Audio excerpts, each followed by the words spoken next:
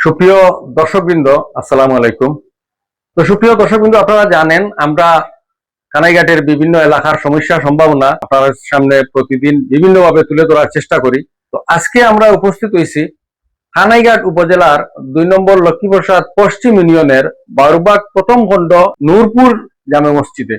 তো নূরপুর জামে মসজিদটি দীর্ঘদিন থেকে অবহেলিত। এই গ্রামের প্রায় 5 শতাধিক মানুষজন রয়েছেন বিভিন্নভাবে, ছোট বড় সব মিলে।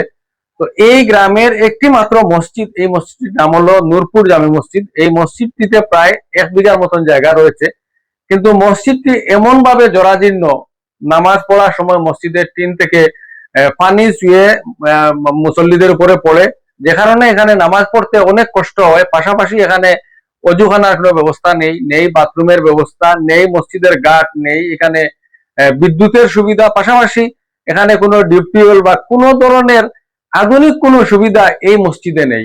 তো এই মসজিদটি দীর্ঘদিন থেকে অবহেলিত থাকার কারণে এই মসজিদ এলাকার যারা এই মুরব্বিয়ান রয়েছেন, তারা মসজিদটি নির্মাণের জন্য এলাকার চিত্তশালী বিত্তশালী সমাজের দানশীল ব্যক্তিবর্গ যারা রয়েছেন, যারা মসজিদ মাদ্রাসায় সহযোগিতা করেন দেশে বিদেশে প্রবাসে থেকে, তাদের সকলের সহযোগিতা কামনা করেছেন এই মসজিদ কমিটির সম্মানিত মুরব্বিয়ান যারা রয়েছেন তারা। এখানে উপস্থিত রয়েছেন মসজিদ কমিটির সভাপতি আব্দুল শুক্কুর, উপস্থিত রয়েছেন মসজিদ কমিটির সাধারণ সম্পাদক বিলাল উদ্দিন, উপস্থিত রয়েছেন মসজিদ কমিটির কোষাধ্যক্ষ আবুল হারিস, উপস্থিত রয়েছেন মসজিদের ইমাম কামরুল ইসলাম উপস্থিত রয়েছেন। তো আমরা আজকে তাদের বক্তব্য আপনাদের সামনে তুলে ধরার চেষ্টা করব। তাদের মসজিদের সমস্যা সম্ভাবনাগুলো আপনারা শুনবেন এবং আপনারা দেশে বিদেশে যে যেখানেই আছেন আজকের এই লাইভ ভিডিওটি আপনারা শেয়ার করবেন এবং এই মসজিদটি যেন একটি পূর্ণাঙ্গ মসজিদ হিসাবে, একটি আধুনিক জামে মসজিদ হিসাবে এই মসজিদটি যেন প্রতিষ্ঠিত হয়, সেই প্রত্যাশা তারা রাখছেন এবং আপনাদের কাছে সেই দাবি করছেন।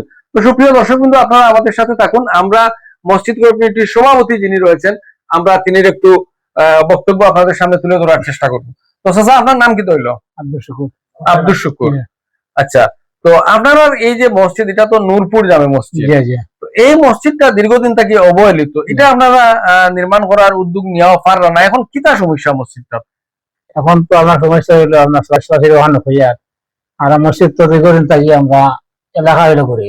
আচ্ছা, 3 সেটের ঘর আর মানাইছি, তখন ওই এলাকার মানুষ সাহায্য হয়।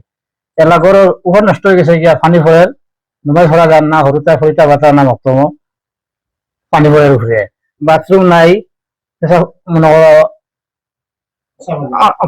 জায়গা নাই, হুড়ি গাট নাই, ওটার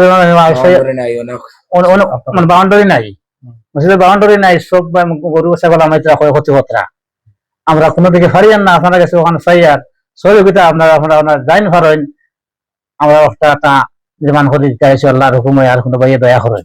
তো এই মসজিদটা নির্মাণ করতে আপনারা প্রাথমিকভাবে ধারণা করছিলেন যে কত টাকা লাগবে এই মসজিদ নির্মাণ? আমরা নির্মাণ হতে আমরা মনে করো ওখানে করি আর যে এই সারা কাম করতে হইলে প্রায় 50 লাখ টাকা লাগবে। 50 লাখ টাকা মতন লাগবে। আচ্ছা, তো 50 লাখ টাকা যদি আপনারা এই মসজিদ দেশে বিদেশে প্রবাসে যারা আছেন তারা যদি আপনারা সহযোগিতা করেন, তাইলে আপনাদের একটা পূর্ণাঙ্গ মসজিদ হয়ে যাবে। তো আপনারা এই নূরপুর গ্রাম মানুষজন কতজন আছেন? আমরা মোলা পাশে মনে করো 23 ঘর। আচ্ছা, আর গ্রাম বলতে আসেন মানুষ প্রায় 150-200 মানুষ, 150-200 মানুষজন আছেন চলাফেরা বিভিন্ন ভাবে দেশে বিদেশে চলাফেরা আছে আর কি। আর বাচ্চা কাচ্চা সব মিলে 500 জনের মতো আছে। আপনাদের এই গ্রামের জামে মসজিদ এটা তো খুবই জরুরি। আর আশপাশে এই গ্রামের কোনো মসজিদ আছে? জি না, এই গ্রামের একমাত্র মসজিদ।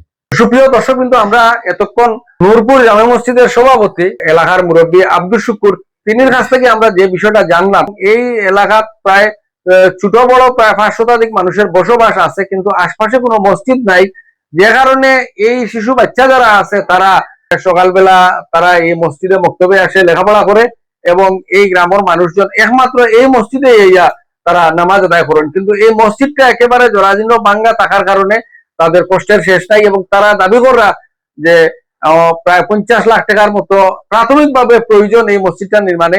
তো আপনারা যারা দানশীল ব্যক্তিবর্গ আছেন, আপনারা একজনেও দিতে পারেন, আর আপনারা যদি সবে মিলিয়া সামান্য সামান্য করিয়াও তাদের বিকাশ নাম্বার দেওয়া থাকবো, এখানে সভাপতির নাম্বার, সেক্রেটারি, ক্যাশিয়ার 3 জনের বিকাশ নাম্বার দেওয়া থাকবো। তো আপনারা সামান্য সামান্য যদি সহযোগিতা করেন, ইনশাআল্লাহ এই মসজিদটা নির্মাণ হয়ে যাবে এবং এই মসজিদের দোয়া আপনারা পাইবা। আর এলাকার দরিদ্র অসহায় মানুষজনের কাছ থেকেও দোয়া পাইবা। এই প্রত্যাশা রাখিয়া বিদায় নিলাম গিয়া। আপনারা ভালো থাকবা, সুস্থ থাকবা এবং নিরাপদে থাকবা। সবাইকে ধন্যবাদ। আসসালামু আলাইকুম।